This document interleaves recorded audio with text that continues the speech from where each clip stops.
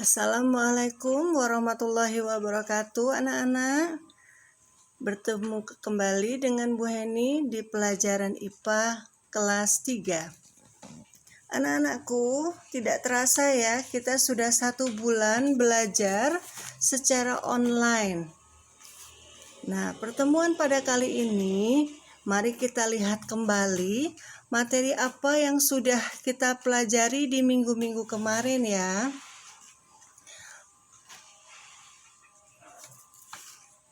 Pada minggu kemarin kita sudah belajar mengenai bab 1, yaitu tentang sifat dan ciri benda. Yang pertama, ciri benda. Benda memiliki ciri yang dapat dilihat. Benda memiliki massa dan juga memiliki volume. Apa itu massa? Anak-anak tentu masih ingat ya. Massa adalah banyaknya bahan penyusun suatu benda. Sedangkan volume adalah ukuran ruang yang ditempati oleh suatu benda.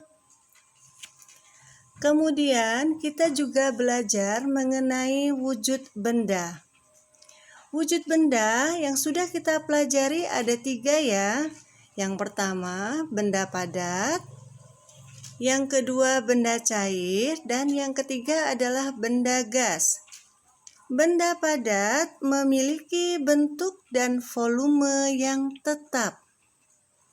Benda cair memiliki bentuk yang sesuai dengan wadah yang dia tempati, sedangkan volumenya tetap. Sedangkan benda gas memiliki bentuk dan volume yang tidak tetap. Kemudian kita juga belajar mengenai perubahan wujud benda. Perubahan wujud benda yang kita pelajari ada 6 ya. Semoga anak-anak tidak lupa. Yang pertama adalah mencair. Yang kedua mengembun. Yang ketiga membeku. Yang keempat menguap. Yang kelima menyublim, dan yang terakhir adalah mengkristal. Mencair adalah perubahan bentuk atau perubahan wujud benda dari benda padat menjadi benda cair. Sedangkan mengembun, perubahan wujud benda dari benda gas menjadi benda cair.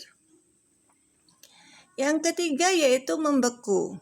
Perubahan wujud benda dari benda cair menjadi benda padat. Menguap, perubahan wujud benda cair menjadi benda gas. Kemudian menyublim. Menyublim itu adalah perubahan wujud benda padat menjadi benda gas. Dan yang terakhir adalah mengkristal, perubahan wujud benda gas menjadi benda padat.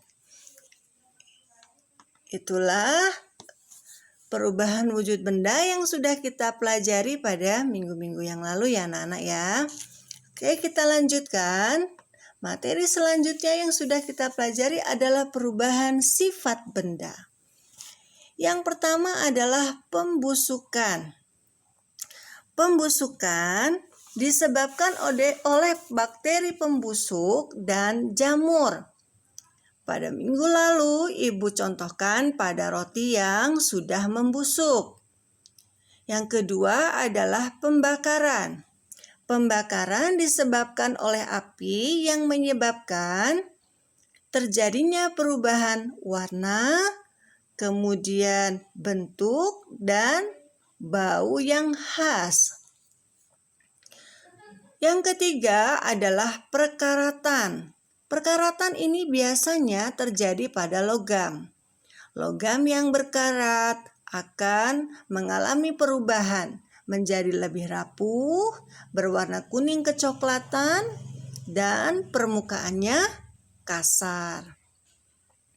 Kemudian yang terakhir adalah pelapukan. Pelapukan adalah hancurnya suatu benda karena adanya faktor lingkungan. Pelapukan ini ada 3. Yang pertama adalah pelapukan fisis yang disebabkan oleh faktor alam. Misalnya arus air, gelombang laut, suhu, angin, ya. Kemudian yang kedua adalah pelapukan biologis. Pelapukan biologis ini disebabkan oleh adanya makhluk hidup seperti jamur dan lumut. Kemudian yang terakhir adalah pelapukan kimiawi, yaitu pelapukan yang disebabkan karena adanya reaksi kimia. Contohnya adalah hujan asam. Hujan yang bercampur dengan karbon dioksida menyebabkan hancurnya benda-benda yang terkena hujan asam. Contohnya patung-patung dari batu, ya. Nah, itulah materi yang sudah kita pelajari pada minggu kemarin ya anak-anak. Mudah-mudahan anak-anak tidak lupa. Sekarang kita akan mengerjakan latihan ulangan bab 1. Kita buka bukunya halaman 13. Di situ ada bagian A. Bagian A ada 10 soal pilihan ganda. Kalian kerjakan ya, kalian isi. Kemudian latihan ulangan bab 1 halaman 14 bagian B ada 5 soal isian singkat. Kalian juga isi. Kemudian kerjakan juga latihan ulangan bab 1 halaman 16 bagian A. Ada 10 soal pilihan ganda. Dan satu lagi, latihan ulangan bab 1 halaman 17 bagian B. Ada 5 soal isian singkat. Cara menjawabnya anak-anak, bagian A yang PG ditulis abjadnya saja ya. Kemudian bagian B yang isian singkat ditulis jawabannya saja. Kalian kerjakan di buku tulis. Selamat belajar anak-anak. Semoga kalian selalu sehat dan menjadi anak-anak yang sukses. Wassalamualaikum warahmatullahi wabarakatuh.